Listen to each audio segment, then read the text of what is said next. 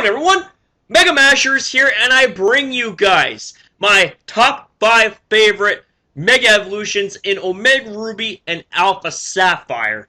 Now, these Mega Evolutions are they're so out there, they are so different, and they're so good in competitive play that pretty much almost all of the Omega Ruby and Alpha Sapphire Mega Evolutions have some, if not a lot, of viability in the OU tier. So, with that being said, I also just want to get a disclaimer out of the way that these are 100% strictly opinionated. Please take what I say with a grain of salt, because I know that there are people that may have different opinions, and I respect 100% the fact that you guys have different opinions. Just please be respectful about it when you go to present them.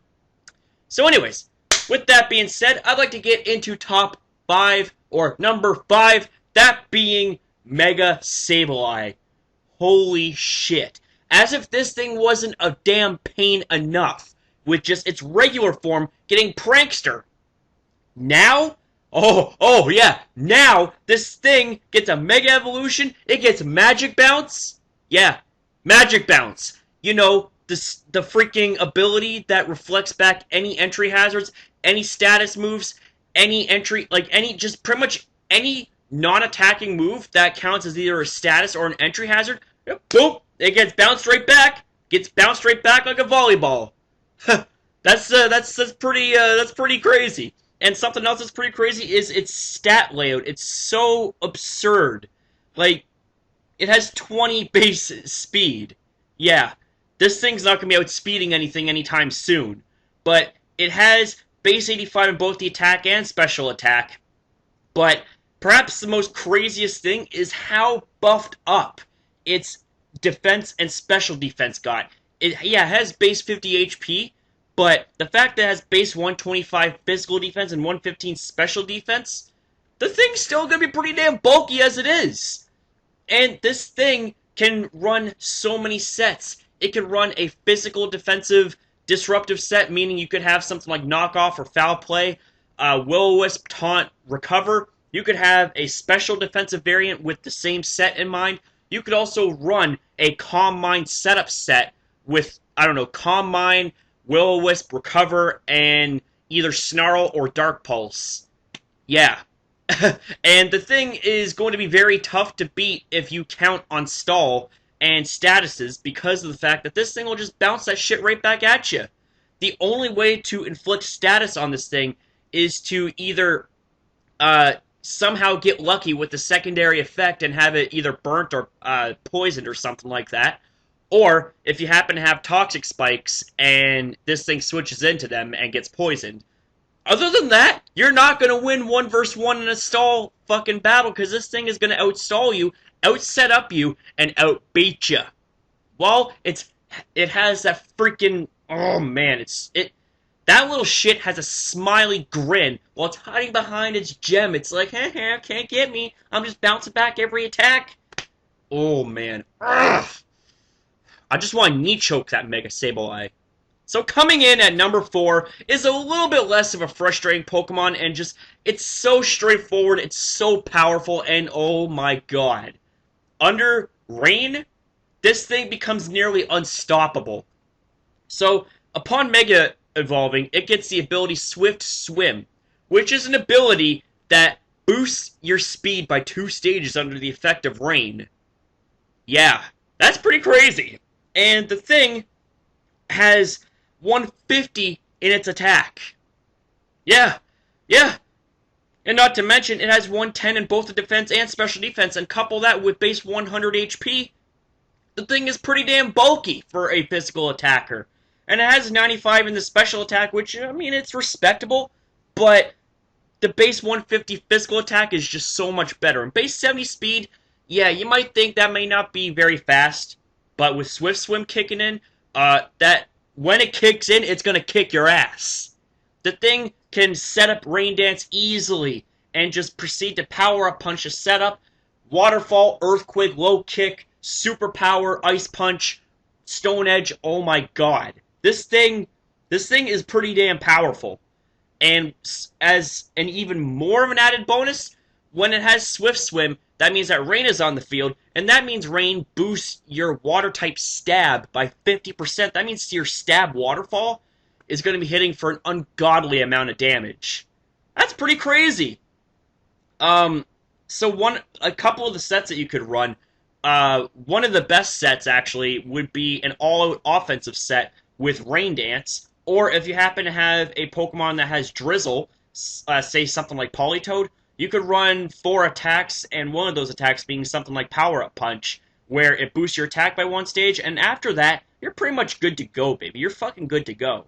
The thing can also run a relatively bulky setup set with something like max HP, max special defense, with Curse, Rest, Sleep Talk, or Waterfall, or Curse, Rest, Earthquake, and Waterfall, or something like that. Like, something along those lines. It also has access to Stealth Rocks, too, so if you want to be an offensive support in the form of Mega Swampert, it can do that, too. So, basically, one of its big weaknesses would be the fact that if it doesn't have Rain on the field, then it's kind of like a fish out of water, almost. But do not, under any circumstance, underestimate this thing, because the thing is bulky, and the thing will smash you. And do not piss it off. Just because it skipped leg day does not make it any less of a threat. Yeah, it's got them small legs, but it's got them freaking arms that could punch holes in freaking titanium boats. Yeah, that's pretty crazy. And speaking of titanium, coming in at number 3 is Mega Steelix. Holy crap. Mega Steelix. The design is just so crisp and so clean and so good! Holy crap! The thing reminds me of a planet because it's got like freaking asteroid-looking things rotating around it. The ability that it gets is Sand Force, and it's not the best ability by itself because of the fact that you need Sandstorm for Sand Force to activate. And what that does is it boosts the power of your ground, steel, and rock-type moves by 30%. So you could take advantage of that if you were to run, say, a Sandstorm team with this thing. But with this Pokemon got the right stat boosts in the right places. So its attack stat is now base 125. Its defense, holy shit, base 230. Oh my god! Dude, that's like Mega Aggron right there. That is Mega Aggron. Its special attack and speed didn't get boosted, but that special defense, though! Base 95! That means this thing can actually take special hits. Like, wow. Holy crap. So, some of the sets that you can run on this thing, you would want to run a Brave Nature on this thing, or at least a speed minusing nature. That way, that you'll be as slow as possible. That way, if you are, say, under the effects of Trick Room, you'll be faster. Because Trick Room makes slower Pokemon move faster for 5 turns. And with base 30 speed, yeah, that's pretty low. Not to mention, the lower your speed stat is, and the more your opponent outpaces you, the more damage that Gyro Ball is going to do. And coming off a base 125 attack with Stab, oh my god, that's going to hurt. Something else that's going to hurt is Heavy Slam. And this fucker is really heavy. This thing can run offensive rocks with 3 attacks, so either something like Heavy Slam, Earthquake, or Fire Fang, Stone Edge, Ice Fang, depending on how you build your team. This thing can also run a Curse and Gyro Ball set with either Rest and Sleep Talk, or something like maybe with Earthquake and a coverage move, or Earthquake and Rest, or something like that. Whew! Man, oh man, this thing is pretty damn scary. You want to know something else that's pretty scary? And scary good? Mega Gallade coming in at number 2, guys! Mega Gallade, oh my god. I gotta say that when its design first was revealed, I was like, oh my god, this thing's so freaking cool.